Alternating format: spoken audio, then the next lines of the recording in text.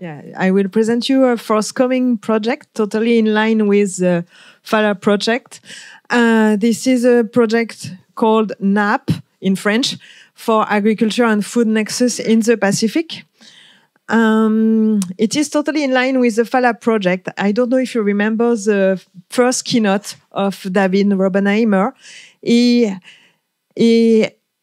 conclude with a very important question that we should look for pathways to more sustainable food system and more sustainable diets that could be nutritious, affordable, tasty, and create pleasure to consumers, but also availability. And in the FALA project and in other research projects, we have seen that family farming in its broader, wide meaning, family farming is still vivid, but in the Pacific, most often it is non-monetary and it is partly invisible and most often forgotten by public policies at national level, but also at the international level, as we have seen with the conference of Séverine Blaise. And at the same time, we have also seen that there are rapid changes in lifestyles and in diets. So there is I think we are convinced that there is a need for research. No, sorry, we cannot see the presentation here online. Sorry, Arnaud. We'll try to fix that. So there is a need for research that will produce evidence on the value of family farming as a way to improve the sustainability of food system and diets.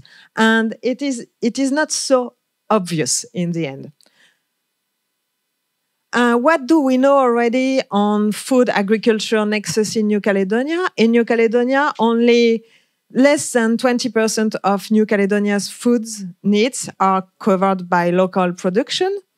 We have a very important underconsumption of fruits and vegetables and an overconsumption of sugary products. There are also problems of overweight among adults and among children. We have also a high prevalence of diabetes, etc. And in New Caledonia, we have two agricultural models that are coexisting.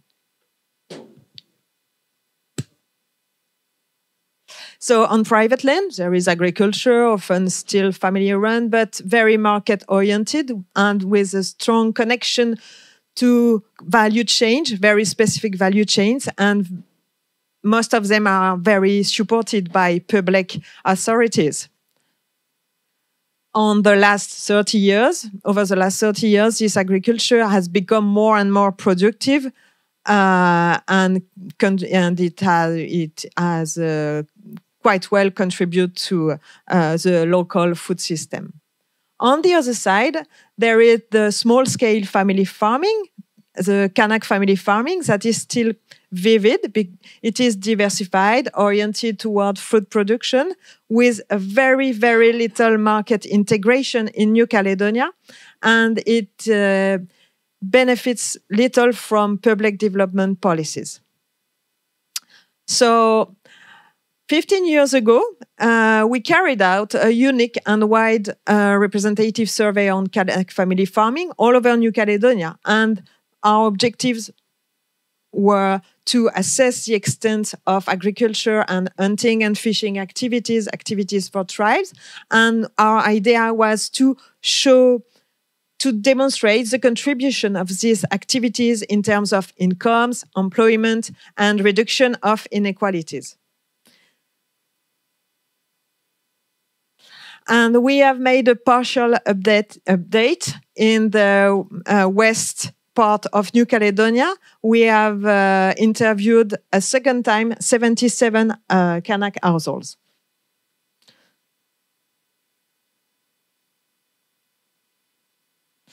So just few figures.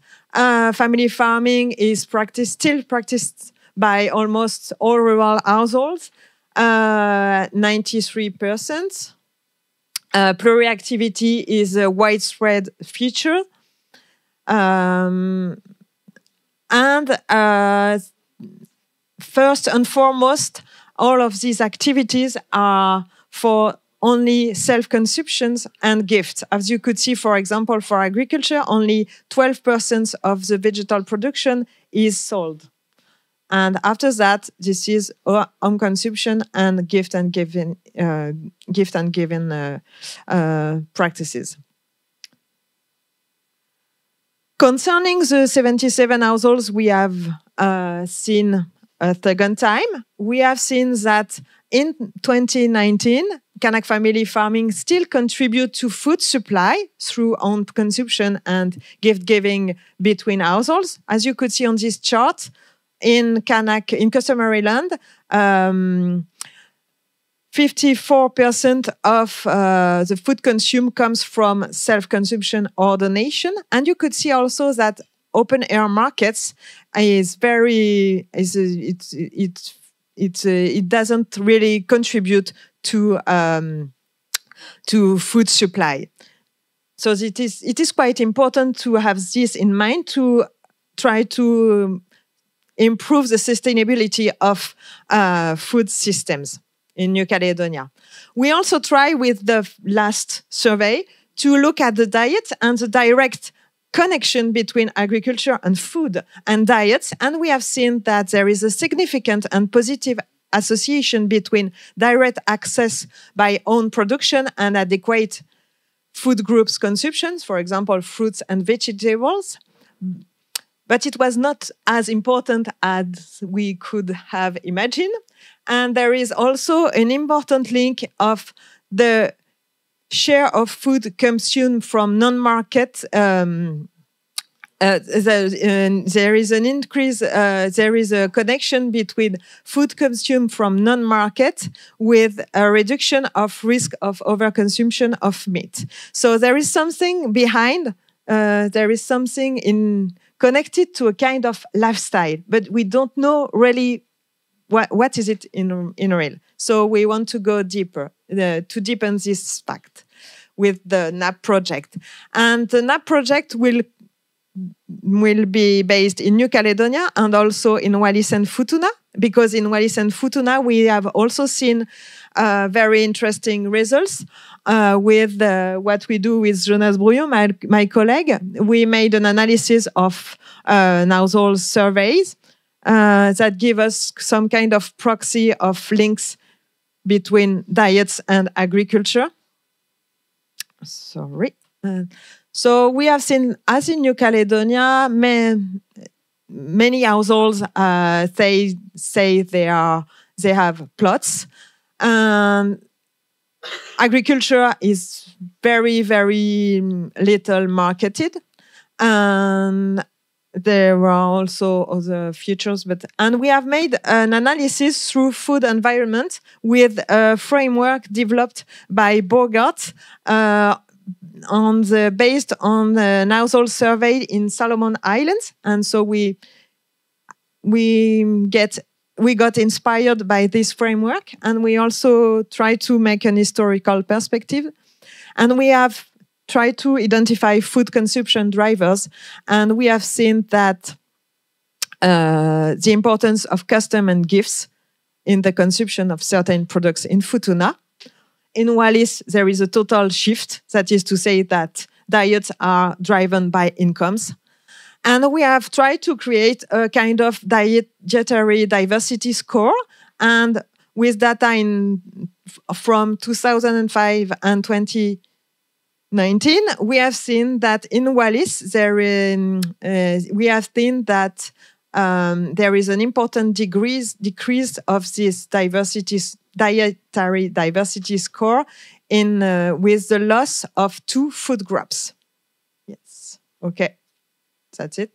Just with these few results, there is an important conclusion, that is, connection between agriculture and food is quite complex. We have rapid transformation that have led to a relative social and disembeddedness of agriculture and food. But exchanges and social dimension is still very important, and in the end, kind of associated to healthier eating habits and protective effects. I will just know up. And so our project is founded by the Ministry of Foreign Affairs of France. And the idea is really to test the links between agriculture and diets. So to do that, we will implement a survey focusing on agriculture and a DQQ, Dietary Quality Questionnaire. And we will implement that to 1,000 households in New Caledonia.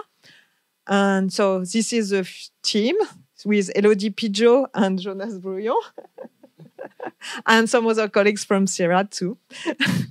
And in addition, we will have a small part with colleagues, agronomists from IAC, and they will also work on agronomic practices, and they will try to work on agrobiodiversity and associated pests also.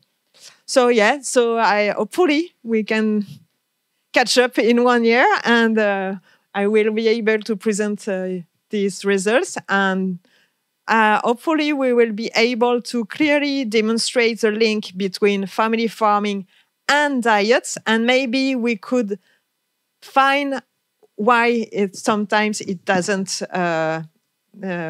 contribute really to change diets. Sorry. I try to be... Thank you very much.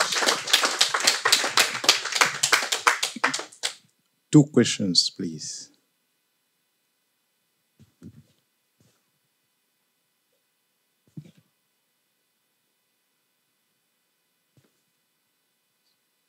I apologize again. Séverine, you're an agronomist, so you focus primarily on food crops. How much emphasis will you give to fisheries, harvesting of shellfish, fishing?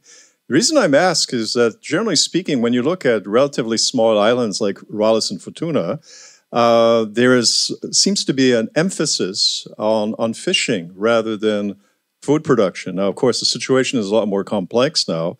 So in your report and findings, how much emphasis will you also give to fisheries? Thank you.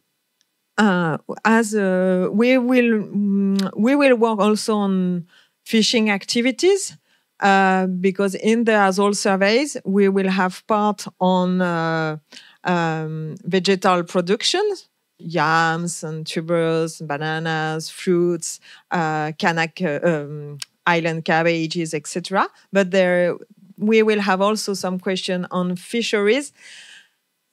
Although it is always difficult to have very complete and non-biased data on fishing activities, because it is always we are not so. I think we are not so detailed and precise on fishing activities on agriculture, but it is important. We will have this dimension in the household survey because it is important, because it is part of the diversity and of the quality of the diets, of course.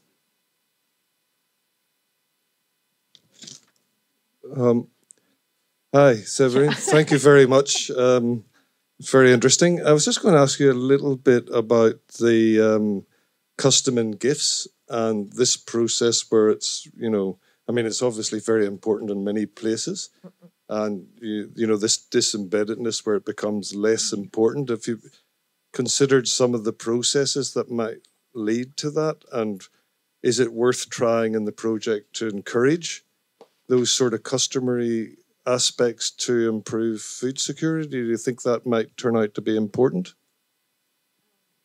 I think with this kind of project, the idea, and with the more quantitative approach, the idea it is also to demonstrate the importance of gift-giving practices and its contribution to a diversified diet. So, and in New Caledonia, as we are in a colonial situation, I think this part of this activity, this aspect of family farming is quite hidden.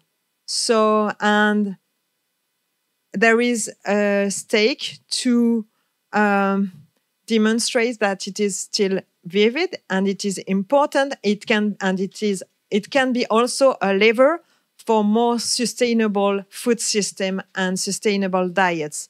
But there is a need for, I am convinced that there is a need for a scientific demonstration.